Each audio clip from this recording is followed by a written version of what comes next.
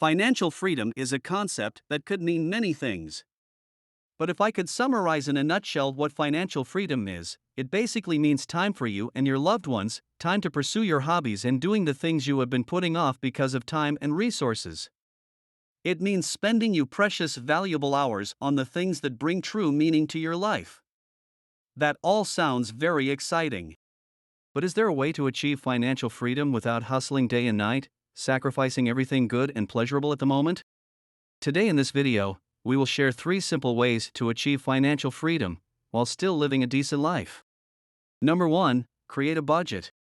It all begins with knowing your income and your expenses. For most of us starting out, our primary income would probably come from our jobs, so that shouldn't be complicated. As for your expenses, people always think in terms of needs and wants. I find it more beneficial to think about it in terms of negotiables and non-negotiables. Non-negotiables are things like your rent or mortgage, groceries and insurances, but it can also cover a trip to visit your family twice a year, or the course you are visiting that will bring you further in the future. These are the areas you do not want to sacrifice just to save the extra dollar. These are things you value. Yes, financial freedom is important, but so is time with your family, self-improvement, and proper nourishment. Just a tip: give a reason for each of the items you deem non-negotiable, because we can easily fall into the trap of labeling everything desirable as a non-negotiable. And no, ice cream is not a non-negotiable. Once you have determined your non-negotiables, it is time to put aside money for your savings. Decide how much you want to set aside for your emergency fund, your financial freedom portfolio, and your short-term pleasure pot, for example, to get that PlayStation or that pair of shoes you have had your eyes on for the longest of time. After setting aside the amount for each of these buckets, you want to also allocate some of your budget towards fun and entertainment. Why is this so important? Because if you deprive yourself of some fun, the whole process of achieving financial freedom will become a chore and it would not be sustainable in the long run. Financial freedom does not happen overnight. So pace yourself out. After you have figured out your budget, the next thing you want to look at are your debts. Part of becoming financially free is being debt-free. Start with the most expensive credit. These are things like your credit card bills. If you have credit card debts, know that you are paying at least 20% on interest itself. That is not to mention the fees and charges on top of that. In fact, I would go so far as to say, part of your non-negotiables need to go into paying off your credit card debts. For a lot of us, mortgage is, or will be the largest credit with the longest time frame. It usually does not attract such a high interest, given that it is collateralized.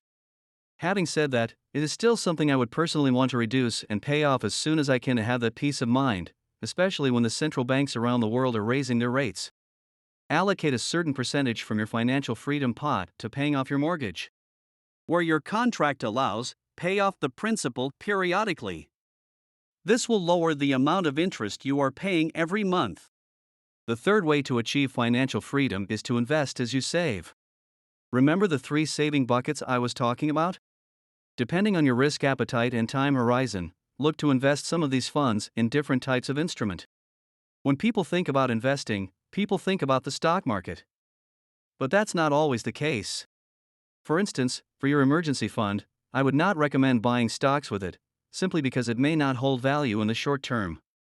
You certainly do not want to be hit with a situation where you need the money urgently and have to sell your stocks at a loss to recover the funds.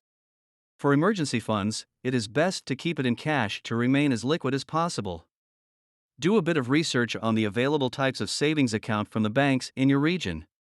Particularly in a high-interest environment, some of these accounts provide fairly attractive interest rates.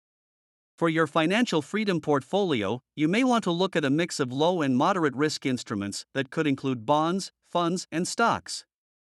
It could also include properties if you are looking to save up for one. The reason for that is because you are not looking to touch this bucket of fun in the near future, and you would have the appropriate time horizon to ride out the risk. The last bucket of your savings, the fun bucket as I would call it. Again, I wouldn't go all high risk on this, because there really isn't a reason to do so. If you know you want to get this item or go on this trip in 6 months or a year, and have the money set aside for it, putting it into a short-term debt instrument or time deposit might make sense. This way you get to generate a small bit of income and still be able to receive your principal at the end of it for the item you have saved for. Achieving financial freedom takes time and patience. A lot of us want financial freedom, and we want it now. So we go to the extreme of cutting our budget, taking on extra jobs, sacrificing fun and other important things in life, only to be burnt out in a couple of months. What I would advocate instead is a measured way of living, spending less than what you earn and investing as you save. Being consistent is better than being extreme. What are some things you are doing to achieve financial freedom? Share with me in the comments below. I would love to hear from you. I hope you have enjoyed this video. If you do, hit the like and subscribe button for more of such content, and I will see you in the next video.